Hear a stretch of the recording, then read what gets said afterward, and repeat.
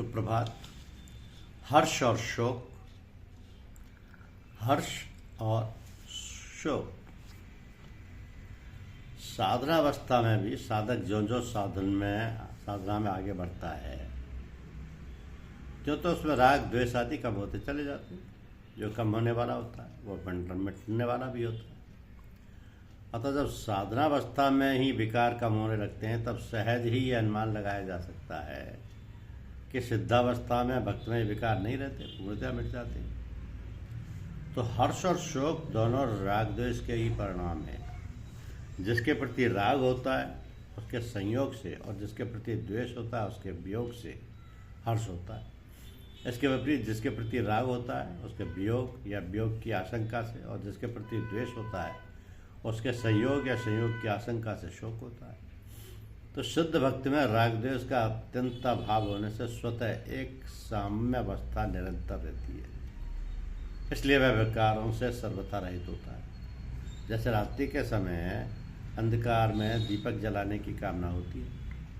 अब दीपक जलाने से हर्ष होता है, दीपक बुझाने वाले के प्रति द्वेष या क्रोध होता है, और पुनः दीपक कैसे जले ऐसी चिंता होती है। तो रात्रि होने से चारों बातें होती हैं, परंतु मध्याह्न का सूरज तपता हो तो दीपक जलाने की कामना नहीं होती। दीपक जलाने से हर्ष नहीं होता, दीपक बुझाने वाले के प्रति द्वेष या क्रोध नहीं होता, और अंधेरा ना होने से प्रकाश के अभाव की चिंता भी नहीं होती। इसी प्रकार भगवान से विमुख और संसार के सम्मुख होने से शरीर निर्वाह और सुख के लिए अनुकूल पदार्थ परिस्थिति आदि के मिलने की कामना होती है। इनके मिलने पर हर्ष होता है, इनकी प्राप्ति में बाधा पहुंचाने वाले के प्रति द्वेष या क्रोध होता है, और उनके ना मिलने पर कैसे मिले ऐसी चिंता होती है। परंतु जिसको मध्याह्न के सूर्य की तरह भगवत प्राप्ति हो गई है उसमें विकार कभी नहीं रहते, तो पूर्ण काम हो जाता है। अतः उसको संसार की कोई आवश्यकता नहीं रहती। ममता, आसक्ति और फलेच्छा से रहित होकर ही शुभ कर्म करने के कारण भक्त के कर्म अकर्म हो जाते हैं।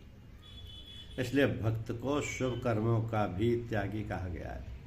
राग द्वेष का सर्वथा अभाव होने के कारण उससे अशुभ कर्म होते ही नहीं। अशुभ कर्मों के होने में कामना, ममता, आसक्ति ही प्रधान कारण है, और भक्त में इनका सर्वथा अभाव होता है। इसलिए उसको अशुभ कर्मों का भी त्यागी कहा गया है। तो भक्त शुभ कर्मों से तो राग नहीं करता और अशुभ कर्मों से द्वेष नहीं करता। उसके द्वारा स्वाभाविक शास्त्र विहित शुभ कर्मों का आचरण और अशुभ यानी निषिद्ध एवं काम्य कर्मों का त्याग होता है।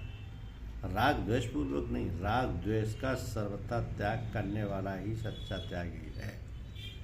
और मनुष्य कर्म नहीं बांधते, मनुष्य को कर्म नहीं बांधते, प्रत्युत कर्मों में राग द्वेष ही बांधते हैं। और भक्त के संपूर्ण कर्म राग द्वेष होते हैं रहित। भक्त के संपूर्ण कर्म राग द्वेष रहित होते हैं, इसलिए वह शुभाशुभ संपूर्ण कर्मों का परित्यागी है। धन्यवाद।